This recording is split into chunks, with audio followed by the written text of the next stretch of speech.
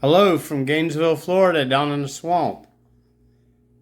I'm going to read to you an email that I sent from a defendant who is an inmate at the Alachua County Jail. He contacted me Wednesday, approximately 2 p.m., and told me that he had a trial on Friday in the a.m. That was my first contact with him. He described several discrepancies in his case up to this point. And so I reviewed his matter using the evidence from the clerk of the court and what he told me. And I stayed up till around 04 a.m. completing this letter to the clerk of the court, to the judge, Colaw, that's the Circuit 8 of Florida, the 8th Circuit of Florida. I wrote his attorney. It's all in this email, you can see. So, normally I don't ever do any kind of intro or anything to these court videos that I purchase. Cases that I'm shadowing. This is one that I didn't have a lot of time on, but it was such a travesty. And this is the case of Christopher Davis. It's a 2024 case, criminal felony 2641A, and 2024 criminal felony 2468B. And this was written by Sterling Grindle, also known as Blue Steel, via jailhouse phone call.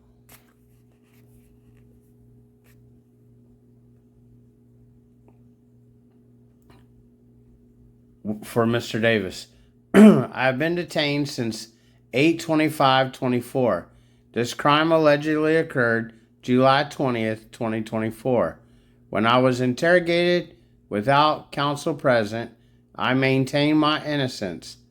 Then, during arraignment, and now. My original counsel was attorney Caleb Wood. Caleb Wood was replaced by the Public Defender's Office 8, attorney Serafan. The appointment of attorney Serafan has resulted in much confusion. Attorney Serafan has done no work. He did not depose any witnesses. This was all attorney Wood. Attorney Serafan has been diligently urging myself to plead guilty and has, as of recently, on 20 August, pretended a counteroffer from the state regarding a plea of guilty to be tendered. Attorney Serafan's only defense strategy disclosed to me is to plead guilty. Attorney Serafan nor attorney Caleb Wood would have ever presented the state's discovery in its entirety to me, the defendant.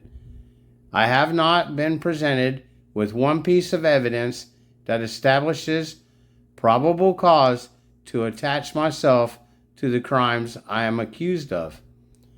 No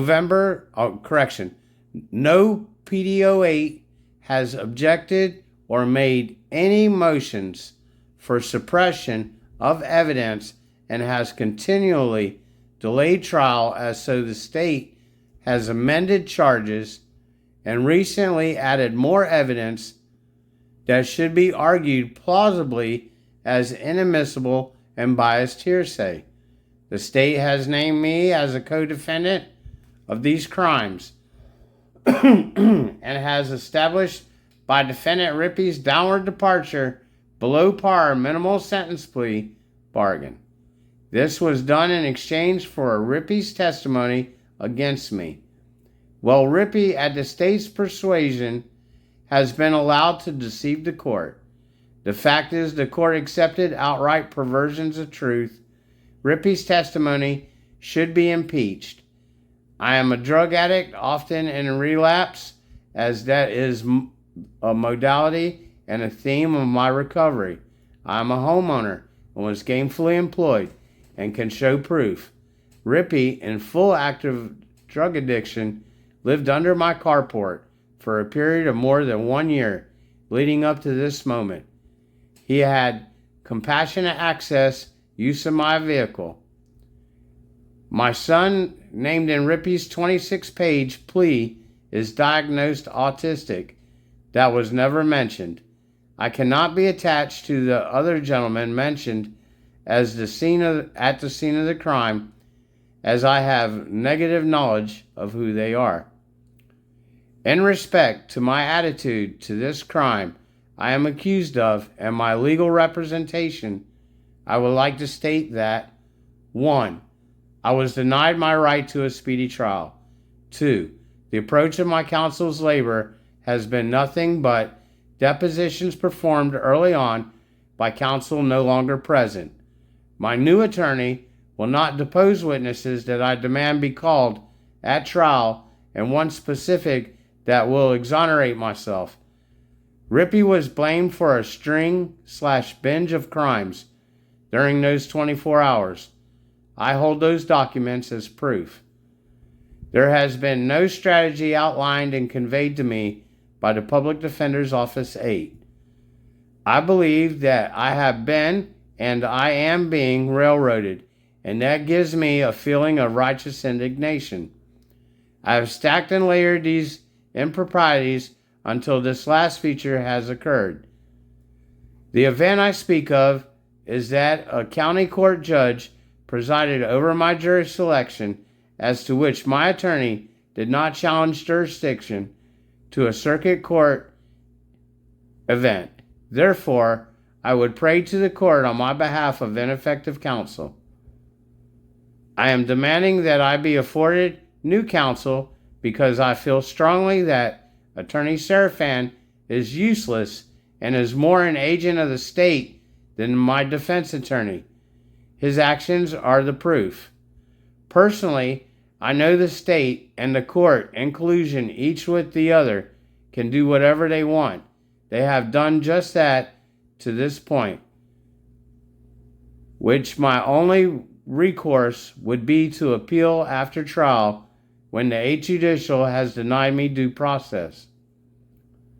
This is my foundation for these accusations, and to get relief from a higher court on appeal after the state fabricates, PDO8 facilitates, and the court adjudicates.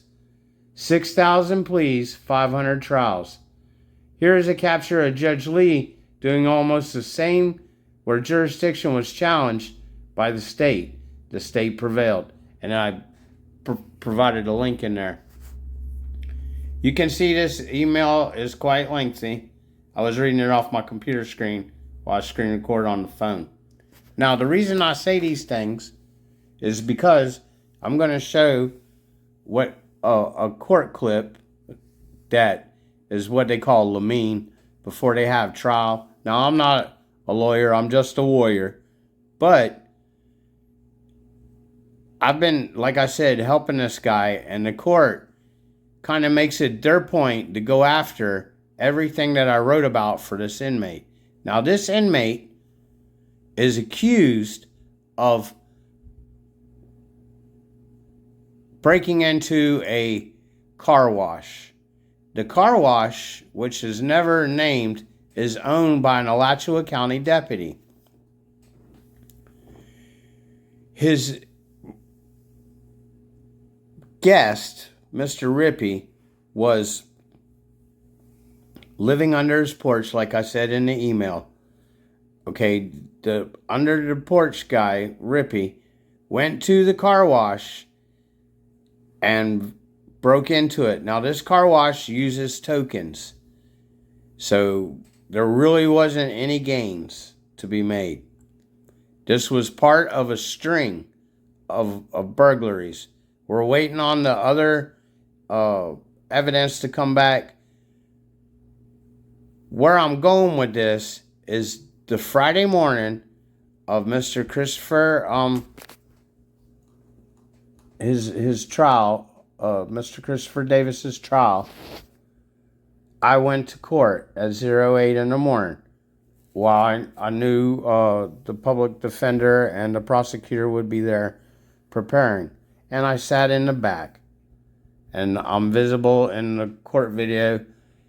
So while I was there, they brought in the inmate at 0830. And that was Mr. Christopher Davis. So where you see the judge taking off from is like a point. They were already talking before, and then all of a sudden he says he wants to go on the record. I'm the only one in the courtroom. Now, you heard what Mr. Davis's thoughts were on his attorney. I got all this. I put it to paper between Wednesday at 2 o'clock. Actually, I started writing this at 10. I talked to him from approximately 2 to 8, somewhere in there.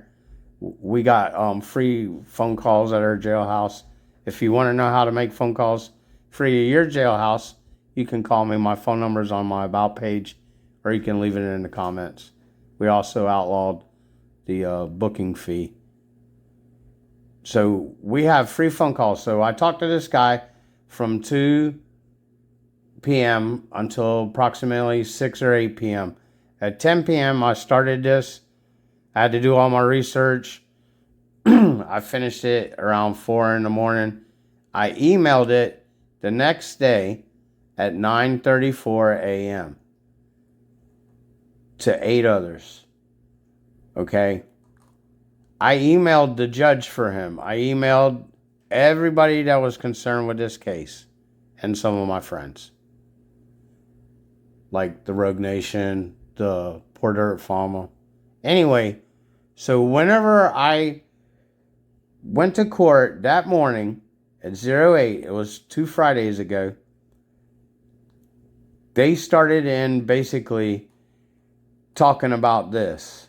Now, what I was alluding to, his witnesses, not on his daughter, the court's going to talk about his daughter and somebody else. We're not even talking about them. Mr. Davis did want the daughter to show. She had a complicated pregnancy. But the actual witnesses that we wanted to call, that Mr. Davis, I say we because I'm like the mouse in his pocket, but the witnesses that he wanted to call were the cops, because his co-defendant, in this case, Rippy, he was interrogated for several other crimes within that 12-hour span. There were other businesses broken into. We have some evidence. We're trying to do an investigation, and we're trying to find out more so we can link some of this stuff together.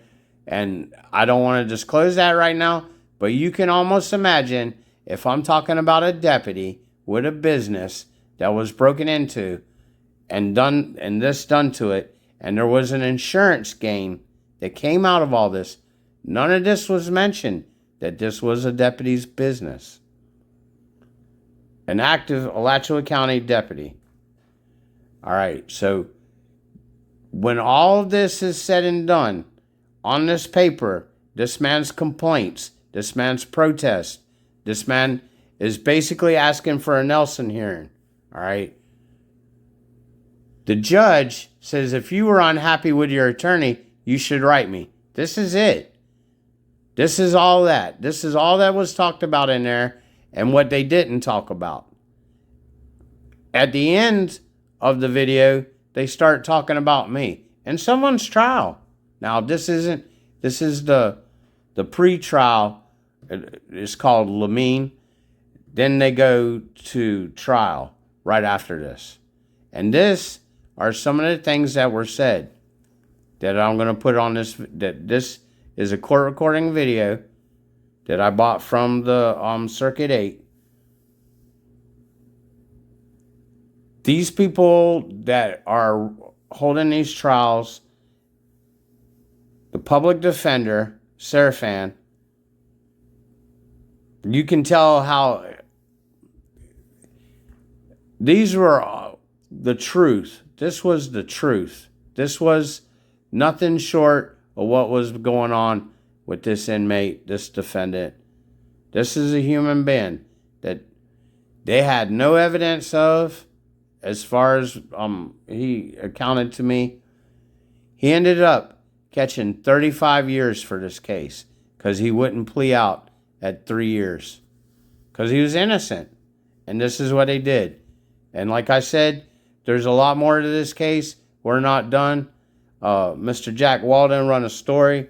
I'm going to link that to this in the pinned comments. Excuse my ineptness of talking to y'all, but I want to be thorough, actual, and factual. So, next I'll roll the video.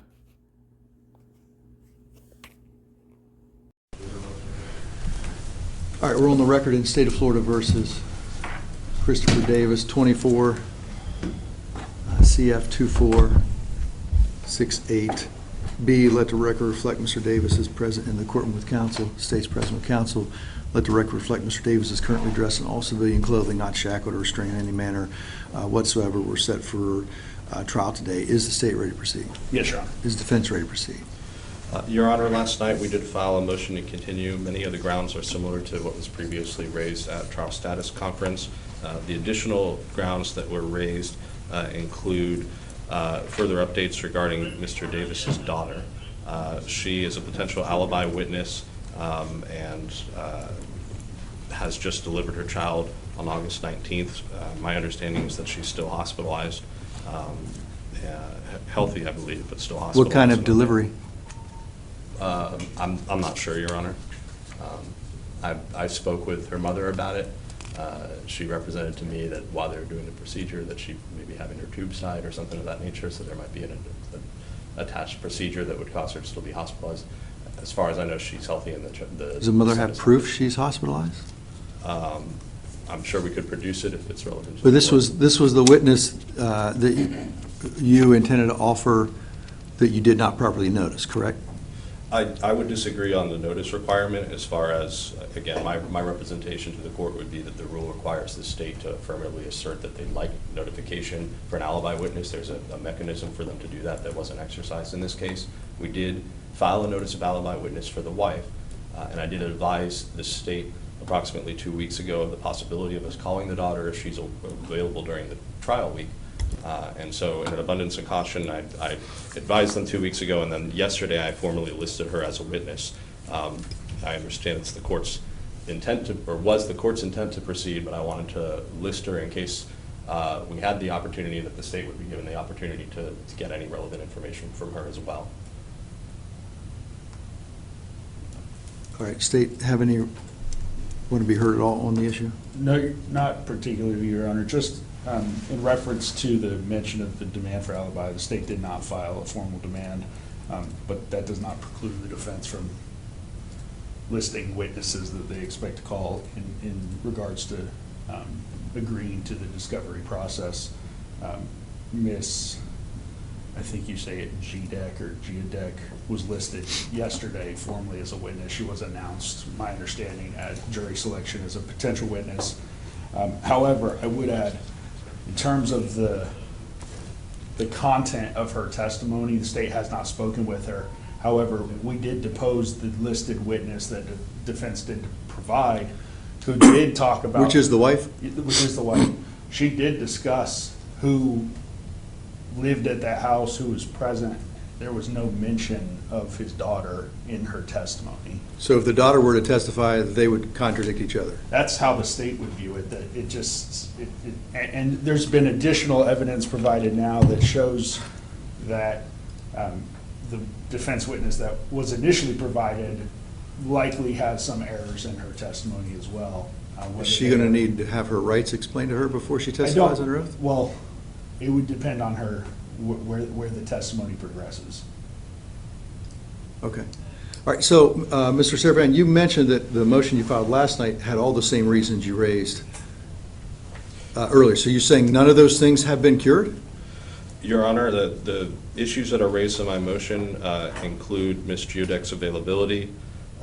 In addition to that, They include a relative of Mr. Davis, Miss Debbie Munn. This is a relative I spoke of on trial status as far as her having indicated to Ms. Geodek that co-defendant Mr. Rippy placed a jail phone call while in custody concerning, when she spoke about the facts and circumstances of this incident. I've attempted to make contact with Ms. Munn and I've been unsuccessful at this date. Nonetheless, I still have some indication that there was a jail phone call. I did subpoena the jail records prior to our last court event for this. I still haven't received the jail phone calls from Securus.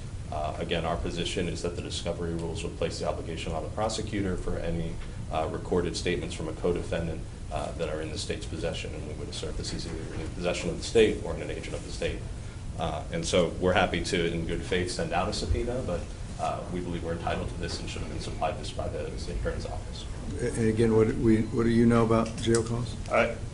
I'm aware that Mr. Rippy, let me rephrase, the state is aware that Mr. Rippy made phone calls while he was in jail. I cannot attest to the content of any of those calls. In specificity to this reference that seems to be kind of a third, thrice removed reference that Ms. Geodek said that Debbie Munn, who's related to Mr. Davis, was contacted by Mr. Rippy. There's been no information regarding that phone call. A phone number, date, time, any understood of that. And beyond what's in the motion that says he's alleged to have stated facts related to the incident, there's no substance to what those facts that he stated are, whether they're consistent, inconsistent, or even related to the incident. And who gave you this name, Mr. Serafin? So Miss Alicia Geodek, the daughter, when I spoke to her last. Gives you the name of Debbie Munn? Yes. And who is a relative of your client? a relative, yes, she's a relative of my client. She also was previously in a relationship with Mr. Rippy. He mentioned her in his deposition as well. So you're saying you and the family is unable to establish contact with their own relative in order to have her present today or to even speak to you for weeks? I can't make representation about their family dynamics. As I mentioned. Well, I'm just saying, you're telling me you have been unable. I have been personally unable to make contact with this client. That's correct. What I would suggest to the court is I didn't include specific facts about what was discussed in the phone call because I don't have that information, nor do I have the date at which it occurred. I understand that there's a great burden in having to go through a tremendous amount of phone calls to find the ones that are relevant. I'll take that on. That's something that I can handle in terms of parsing through the phone records, and I'll make it work. But I do believe that if there's a recorded statement of the codefendant describing the facts of this case, if that exists, which I'm not hearing the state affirmatively say does not exist, Well, you're the only basis for you believing that such a thing exists is because the defendant's daughter is telling you that another relative of the family had told her that she had this conversation that occurred. But apparently this relative of the family is not cooperating with wanting to be involved, it sounds like, because Mr. Davis has had like months upon months. I mean, presumably his own daughter has known this information for a while, and they've done nothing to put Ms. Munn into contact with you. It sounds like absolutely nothing, because she's not contacted you, and this arises on the eve of trial. I don't want it to be this case, but it just smells. I mean, for all, and I'm not putting that on you, Mr. Serafin, at all, but it completely smells, and I'm just not going to continue a case under that scenario, that Mr. Davis wants a continuance because his daughter has said there's another person told her something. This other person is a relative of the family, but no one's been able to contact her to allow her to even speak to you for who knows how long. I find that a bit crazy. Understood, Your Honor. And just for the record, our specific objection would be that we'd be entitled to any recorded statements by the codefendant while he was in custody at the Atria County Jail. I have additional grounds I would move on to if the court is denying on that basis. Go ahead. So on August 5th, the state disclosed a witness list to us. It was the witness list furnished in the codefendant's case, Mr. Rippy. It contained a list of 31 Category A witnesses. 23 of those were not previously disclosed in the instant case. I'm not alleging bad faith on the state. I think it's possible that some of those witnesses had nothing to do with the instant case. There are a number of civilian witnesses. I don't know what they would testify to if they are relevant to the co-defendant's case. I have concerns that they might have relevance here, but I haven't, given the time frame that we've been operating under, I haven't had the opportunity to contact these individuals, take their depositions. The state did indicate that they would be calling as a witness a Deputy Sheriff Carlton Litzkow, so he was my priority. I was able to secure his deposition. I don't have his transcript with me today, but I'm not asking for continuance on that basis. Did his, I know you mentioned him at the previous motion to continue. Yes, sir. Did his deposition testimony, did it comport with what was represented for why he was being called? That he's basically the one that finds the items in the car? And on the defendant's And on the person. defendant's person and collects them? Is that the sum and substance of his participation? Yes, sir. Okay. The other witnesses that are being mentioned, the civilians or others that may have been listed in Mr. Rippy's case, but not Mr. Davis. Yes, Your Honor. So there are a few that were involved with Deputy Litzkow at the scene of the arrest. Their involvement was minimal, if anything. It would be entirely redundant to Deputy Litzkow's testimony. Is Deputy Litzkow's involvement on body cam or anything like that? It is on body cam. Right, so even if they were present, the sum and substance of the entire event is memorialized and captured on body cam? That's correct, Your And the Honor. body cam was provided in discovery? That's correct, Your Honor. Okay. And then the additional witnesses that were not in that scene were involved in a GPD case in which Mr. Rippy was involved. There was some investigatory work that kind of linked the Mr. Rippy's involvement between the cases, but nothing related to Mr. Davis. Those witnesses, that GPD report, that was provided in an abundance of caution, given that there were co-defendants. So they truly were witnesses that only applied in the state's view to Mr. Rippy's case? So that's correct, Your Honor. Okay. Anything else? So it would be denied on those grounds as well? Yes, Your Honor. Just to set a record, I believe there's, as I mentioned, 23 that were previously undisclosed, and of those, I think there are 5 that are civilian witnesses. I have no reason to believe that what the state is representing is false. I don't know. No. So I'd like to I understand you investigate raising the that. point. It's a fair point to raise, but the state has indicated that none of those witnesses are relevant to Mr. Davis's case, which is why they weren't listed in this case, that they were related to an entirely separate investigation involving only Mr. Rippy that assisted in linking Mr. Rippy to this, but had no relevance to Mr. Davis. Yes, Your Honor. But what's the next one? The last final ground is the same substance of my defense's motion in limine.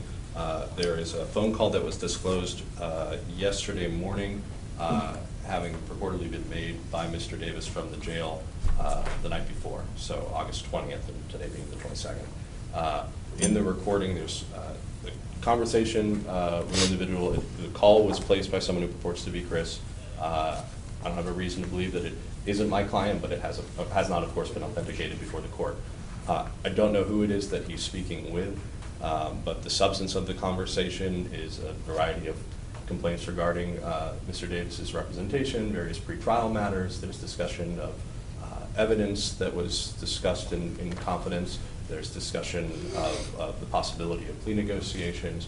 I would argue this is highly confidential subject matter, and even if Mr. Davis is the individual who placed the call, and even if he, in some sense, waived any sort of privilege in that regard, I would still argue that it's very valuable, private, confidential information that I think the court has an interest in safeguarding, especially when there's no probative value in the instant case served by that information. I think the state and I differ as far as that final point.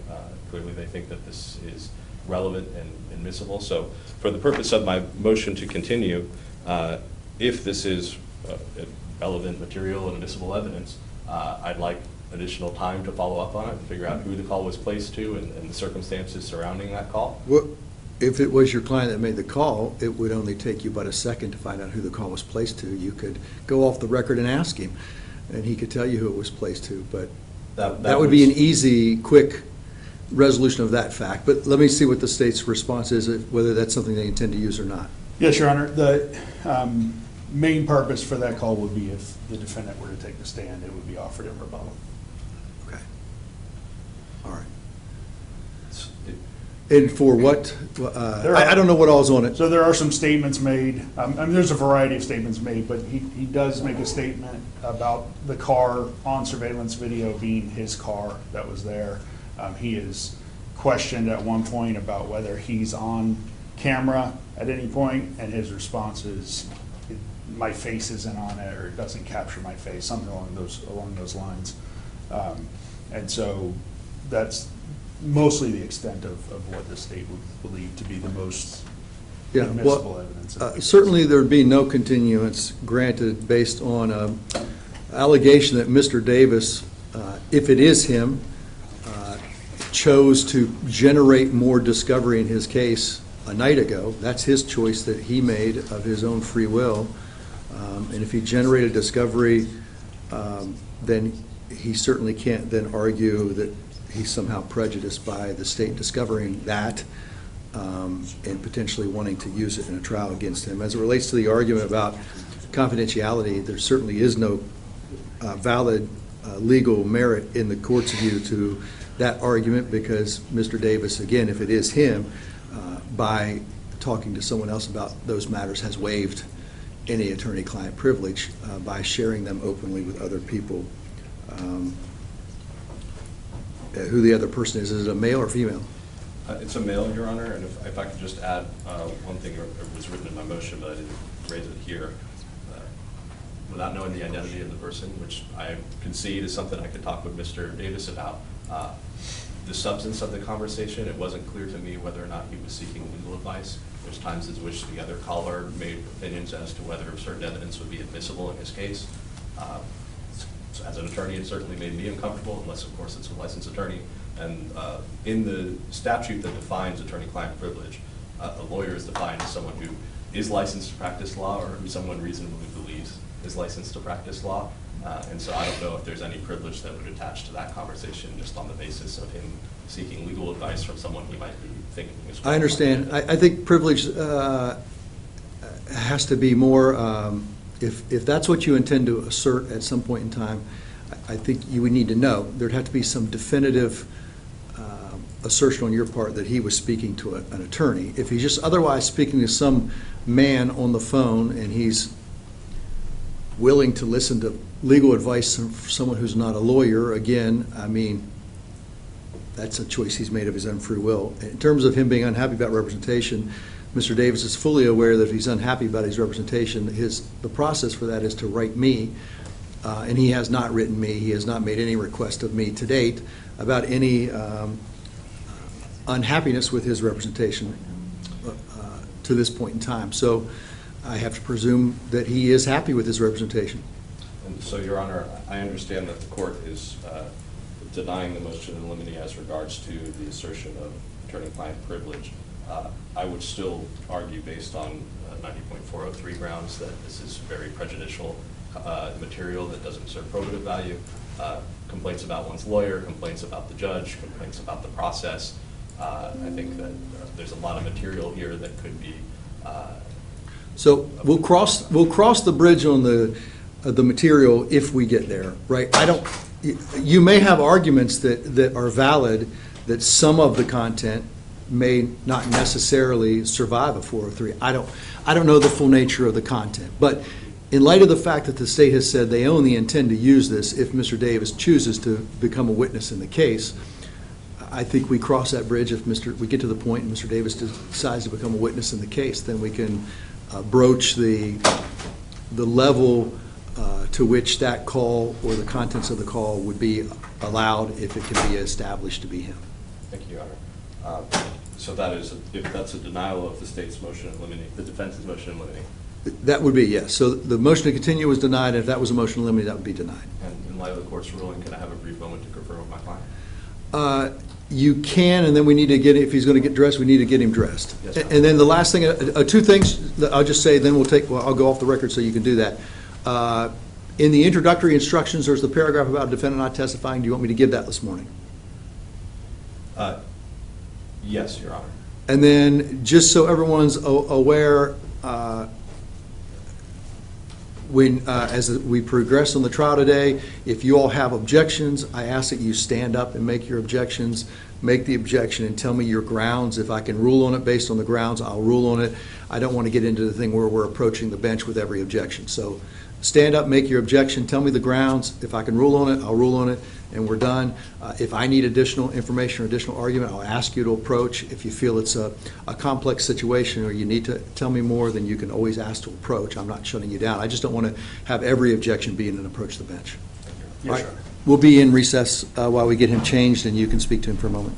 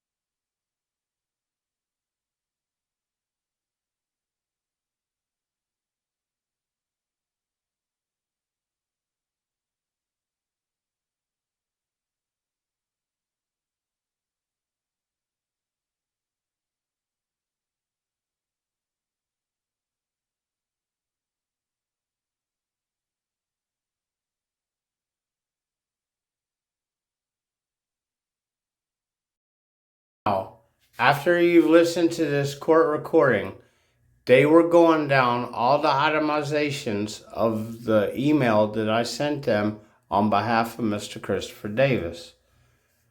They barely brushed over some of the schematics that were discussed.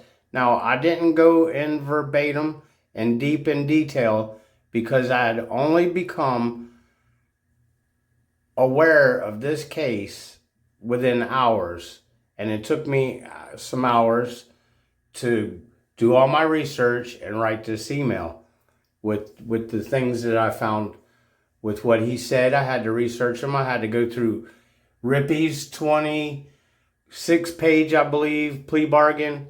I had to go through all that stuff. You know, there's a lot that goes into this, many man hours. And it took me a while upon, you know, just being notified of this. And I had a sense of urgency because I wanted to give him a day before. Now, Attorney Serafan, his defense attorney from the Public Defender Office 8, he never, ever put in any motions. This motion that he's speaking of, he put in that evening. Now, there was a conversation before they went on the record.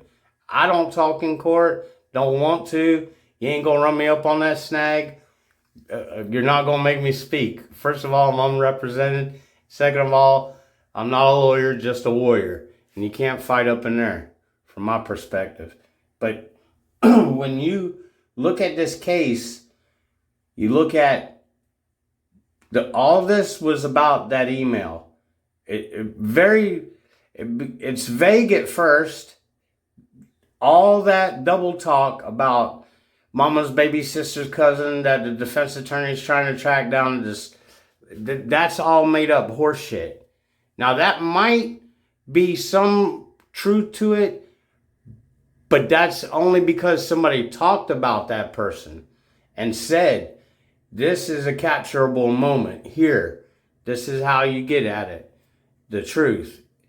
That's all that happened there. And they're beating that like a dead horse. But when you review all this, that's exactly the contents of this email. But we are talking about Rippy